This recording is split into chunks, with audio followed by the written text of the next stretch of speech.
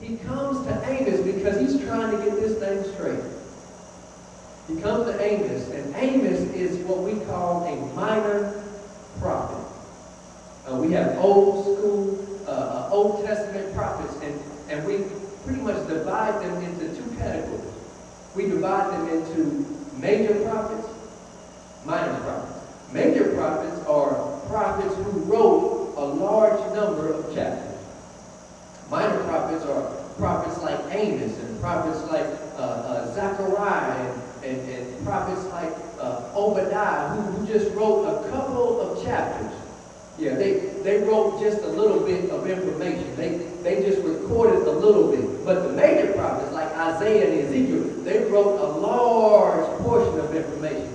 And God wanted me just to tell somebody something, that even though man may categorize you as major and minor, God does not categorize you as major and minor. He doesn't look at you and say, this person has done X amount of work, therefore they are major in my kingdom. This person has done a little bit of work, therefore they are minor in my kingdom. But God says, if you are my child, then you have value. No matter how much you've done in my kingdom, no matter how little you've done in my kingdom, you are still my child. And I gave Jesus as a portion and as a represent to get you back into my kingdom. And if I gave Jesus for you, then ultimately you have value. Don't you dare say to yourself that even though you have no value, I want you to look at yourself and say, I am somebody. I am, because God gave his son for me. I can do what he called me to do. I can say what he told me to say. I can be what he wants me to be because God called me. Don't you dare put a price tag on me, because God is my Father.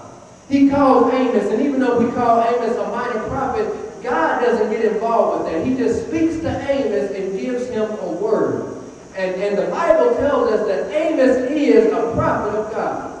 Amos is a spokesman for God, someone who is in God's place. He is God's mouthpiece. He is, in fact, the very voice of God.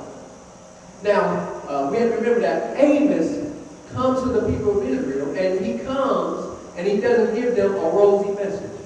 He doesn't give them a message of prosperity. He doesn't give them a message that everything is going to turn around in your life. He doesn't give them a message that tells them that blessings and breakthrough are coming upon their life. But instead, Amos gives some bad news to them.